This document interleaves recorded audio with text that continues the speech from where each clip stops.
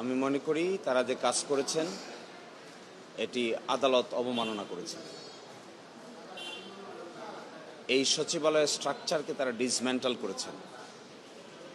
এই সচিবালয়ে যাকে সচিবের দায়িত্ব দেওয়া হয়েছিল তিনি থেকে শুরু করে 15 জন কর্মকর্তাকে আইন মন্ত্রণালয়ের কাছে ন্যস্ত করেছেন। অবস্থা দৃষ্টে মনে হচ্ছে যে সরকার ইচ্ছে করে বিচার বিভাগের সঙ্গে একটা টাসেল লাগাতে চায় এবং যে মামলাটি আমরা দায়ের করেছিলাম এই কোর্টে আমি সকালবেলায় বিষয়টি মেনশন করেছি এবং তারা প্রথম বলেছিলেন যে তারা আপিল ফাইল করবেন।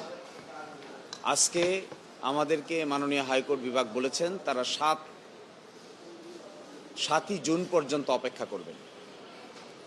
7ই জুনের পরে হাইকোর্টের এই রিট পিটিশন শুনানির জন্য আসবে, কারণ 7ই এপ্রিলে রায় প্রকাশ হয়েছে। আপিল দায়ের করার সময়সীমা হলো 60 দিন। এই 60 দিন 7ই জুনে অতিক্রান্ত হবে।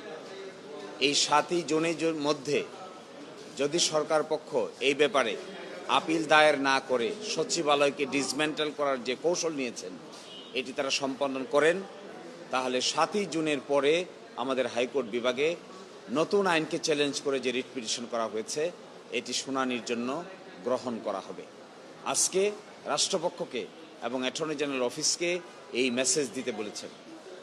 একই সাথে এটাও বলেছেন যে বিজ্ঞ অ্যাটর্নি জেনারেল ওই দিন আদালতে হাজির হয়ে মৌখিকভাবে যে অ্যাসুরেন্স দিয়েছিলেন, আদালত বলেছিলেন যে এটি তাদের ডিজায়ার যেন এই সময়ের ভিতরে সচিবালয়কে কোনোভাবেই ডেস্ট্রয় করা না হয়, কিন্তু আদালতে সে ডিজায়ার তারা শোনেন নাই, আপিলও ফাইল করেন নাই।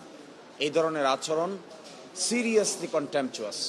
আমরা কন্টেম্প নোটিশও দিয়েছি, আমরা দ্রুতই কন্টেম্প পিটিশনও ফাইল করব। আমরা মনে করি বিচার বিভাগের সঙ্গে এই ধরনের আচরণ করাটা শুধু দেশের জন্য ক্ষতি না, দেশের ভাবমূর্তি বিদেশেও ক্ষতিগ্রস্ত হচ্ছে।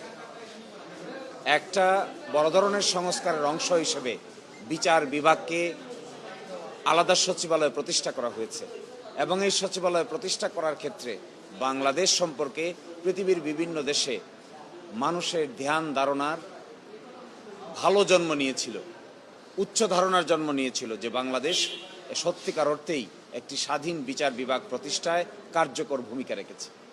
কিন্তু যে কাজ এখন করছেন এটা অনেকটা পিছন দিকে ঠেলে দিচ্ছেন সবকিছুকে। তারা পিছনে দেখছেন, তারা ফরওয়ার্ড লুকিং না, তারা রিফর্মের পক্ষে না, তারা বিচারকদেরকে স্বাধীনতা দেওয়ার পক্ষে নয়, বিচারকদের নাকে তারা নাগ পাশ লাগিয়ে রাখতে চান। এটি শুধু দেশের জন্যই ক্ষতি হবে না, দেশের ভাবমূর্তি দেশের বাইরেও ক্ষতি হবে। ইতোমধ্যে শুরু হয়েছে, বিদেশি যারা স্টেক হোল্ডার আছেন তারা এই সমস্ত ব্যাপারে কনসার্ন রেজ করেছেন, আলোচনা করছেন, গোলটেবিল বৈঠক হচ্ছে।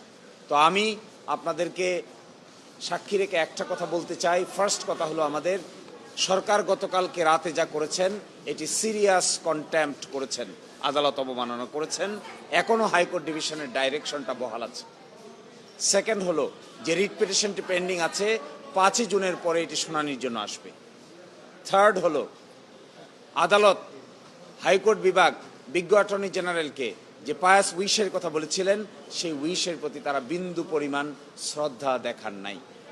আর চতুর্থত হলো, এই কাজ করে বাংলাদেশের ভাবমূর্তি দেশ এবং দেশের বাইরে ক্ষতিগ্রস্ত করা হচ্ছে। আমরা বিশ্বাস করব যারা তারা এগুলো থেকে বিরত থাকবেন।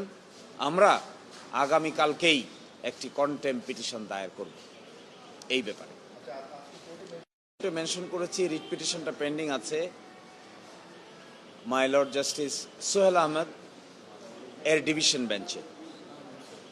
আহমেদ সোহেলের ওল্ড 23 নম্বর কোর্ট, সেখানে আমরা মেনশন করে এই প্রজ্ঞাপনটাও দেখিয়েছি এবং আমাদের কনসার্নের কথা বলেছি। আদালত সারপ্রাইজ হয়েছে, সারপ্রাইজ হয়ে বারবার ডেপুটি অ্যাটর্নি জেনারেলকে বলেছেন যে আপনারা আমাদের সামনে কোর্টে এসে বলেছেন, কোর্টের ডিজায়ারটা সেদিন আপনারা রিসিভ করেছেন, বিজ্ঞ অ্যাটর্নি জেনারেল নিজে হাজির ছিল, তাহলে এই সমস্ত কাজ কেন করছে?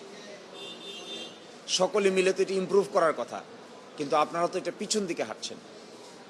এই যদি কোনো আইনে লোফল থাকে, আইনে যদি কোনো ত্রুটি থাকে, তাহলে সেই ত্রুটিটা সংশোধন করার জন্য সকলে মিলে ফাইন টিউনিং করা যায় এবং সেটা সংশোধন করা যায়, কিন্তু তা না করে সচিবালয় যেটা এস্টাবলিশ হয়েছিল সেটাকেই তো আপনারা ধ্বংস করে দিচ্ছেন। অ্যাটর্নি জেনারেলের অফিসের ডেপুটি অ্যাটর্নি জেনারেল বলেছেন এই বিষয়ে তিনি আজকেই বিজ্ঞ অ্যাটর্নি জেনারেলকে জানাবেন এবং সরকারের কনসার্ন বিভাগকে তিনি কমিউনিকেট করবেন, মৌখিকভাবে তিনি এটা বলেছেন।